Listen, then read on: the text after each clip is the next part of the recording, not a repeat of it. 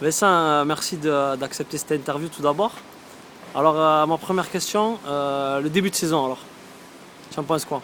Ouais, on fait un bon début de saison. On fait 3 matchs de championnat, on gagne. On a été solide derrière et devant avec beaucoup de réussite offensive, on a réussi à marquer, je crois, c'est 10 buts.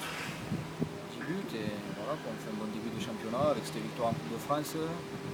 Donc maintenant, c'est à nous de confirmer pour pouvoir ranger le maximum de points le plus rapidement possible. La montée, c'est l'objectif du club? Ah oui, la montée, c'était annoncé déjà. Bon, l'an dernier, on l'a pas trop annoncé, mais on savait qu'on avait quelque chose à faire dans ce championnat. Maintenant, on a changé de poule cette année, donc on va voir comment ça va se passer. Mais la montée, c'est l'objectif primordial. Ok. Tu es le gardien titulaire du club. Euh, J'aimerais savoir si, selon toi, tu as assez de concurrence derrière au poste de gardien. Est-ce que ça te pousse un peu ou il n'y a personne pour te pousser justement derrière? Ah, ben si la concurrence, ça ne fait que te faire progresser, hein. Après, c'est sûr, si tu n'as personne derrière, que tu as un caractère à te reposer sur tes lauriers, ben, tu es tranquille et tu ne donnes pas le meilleur de toi-même. Alors que je sais que moi c'est pas le cas. Il y a une année où, même la saison dernière, hein, on a un deuxième gardien qui s'est arrêté en cours de saison, j'étais tout seul. Même s'il y a des bons jeunes derrière, j'étais tout seul et ça ne m'a pas empêché de m'endormir.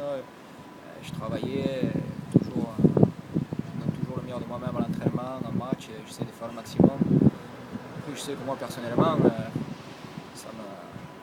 contraire, ça me booste si j'ai une concurrence derrière au lieu de me freiner. D'accord. Tu as débuté au FC 7, hein. Tu as gravi tous les échelons, des équipes de jeunes jusqu'à l'équipe première. Et tu as fait partie d'une des meilleures générations du club, avec les Andy Delors, les Régatins, les Lejeune. Comment tu expliques que tous ces jeunes aient percé aussi haut niveau? Et est-ce que à l'époque où vous étiez ensemble, tu pensais que tout cela était possible? Ouais, c'est sûr que la génération 91 était une bonne génération, un jeune, en 15 ans notamment, là où tout a débuté, hein. On a fait une très grosse saison. Je me rappelle qu'on battait Montpellier, qu'après avec la montée et l'accession en 16 nationaux, c'était une très bonne génération. Après, c'est vrai qu'en jeune, tu vois les mecs qui sont dessus, mais tu sais pas vraiment si tu peux dire qu'il va finir pro ou pas, mais tu sentais qu'il y avait de la qualité. Chez Adrien Gatin, très vif, formant Montpellier. Je pense qu'ils doivent s'en mordre les doigts de l'avoir laissé partir. Après Andy, maintenant tout le monde, je pense, le connaît, un physique énorme, dos au but, une grosse frappe. Et Florian Lejeune, c'était vraiment quelqu'un, la machine à laver chez nous. Une bonne relance, il pouvait jouer derrière, au milieu, très très propre. Franchement, même dans les duels aériens, par sa taille et tout, très très bon joueur. C'est sûr que du groupe, c'est ces trois qui pour moi sortaient vraiment du lot. Et maintenant, j'espère pour eux qu'ils vont continuer et qu'ils vont gravir les échelons pour qu'on puisse longtemps encore entendre parler d'eux. Et toi justement, tu as eu des contacts et Ben, des essais avec Toulouse, Saint-Étienne, Clermont aussi je crois. ouais, ouais. Ouais, moi j'ai eu quelques contacts. Après, ça s'est pas bien goupillé pour moi. Pourquoi? Je sais pas du tout. J'avais tout le temps que des bons retours. Mais voilà, tout le temps ça passait pas. Est-ce que c'était un problème de taille? Est-ce que c'était un problème de.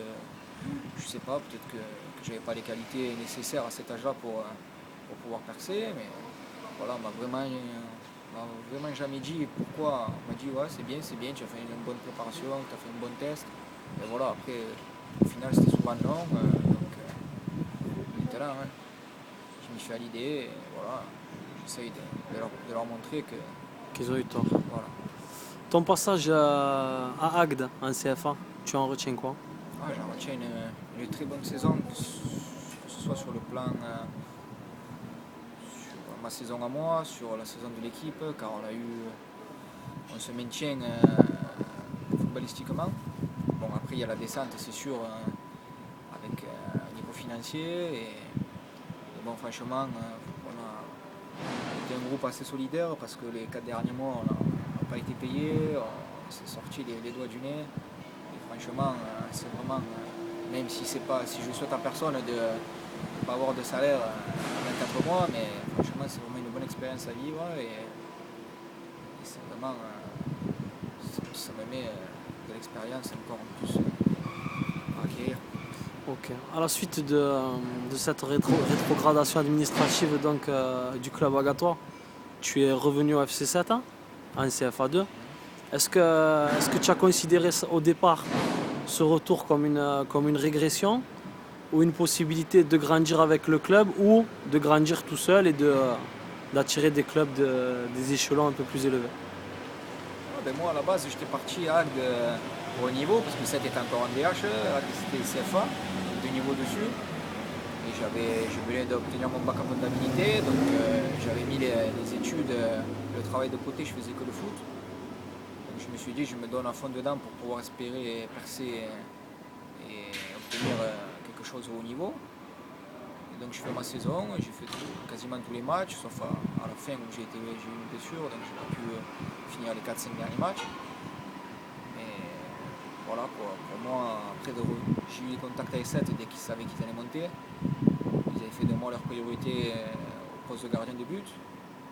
Donc sachant, j'avais quelques touches, que ce soit en Ligue 2 ou en National, mais voilà, rien de concret. Et voilà, moi j'avais envie d'être calé dans ma tête, d'être posé. Et dès que 7 m'a donné une date butoir pour donner ma réponse, je leur ai dit, j'ai bien réfléchi avec mes parents, je me suis posé et tout, et c'était la meilleure solution qui était pour moi de revenir ici, surtout avec le projet du club, avec les joueurs qu'il y avait, que je connaissais d'avant, mais pour moi c'est pas un échec d'être revenu en 7, au contraire, j'espère qu'on va gravir les échelons année par année pour pouvoir ramener le FC7 où il se doit d'être. Ouais, où il était avant.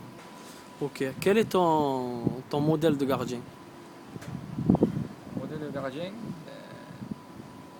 quand j'étais jeune, j'aimais très très bien Fabien Barthez. Une bonne qualité de relance, pied gauche, un peu fou, dans les sorties. Je me rappelle notamment de la sortie face à Ronaldo en finale de la Coupe du Monde 98.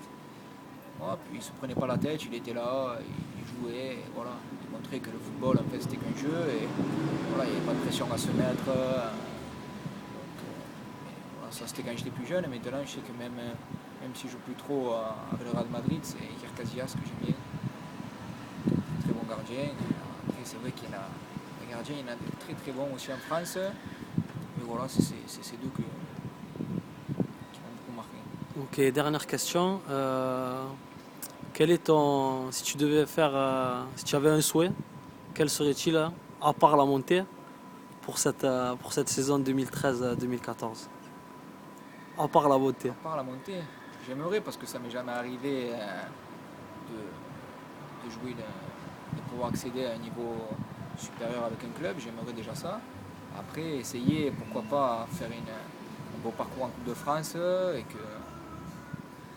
voilà, que tout le monde prenne du plaisir, qu'on fasse régaler les spectateurs, qu'on se régale nous, voilà, que ça continue comme ça a démarré. Et voilà. Ok, mais ça je te remercie et je te souhaite une montée bien sûr en CFA, que tu prennes le moins de buts possible et tout le bonheur possible. Allez, merci.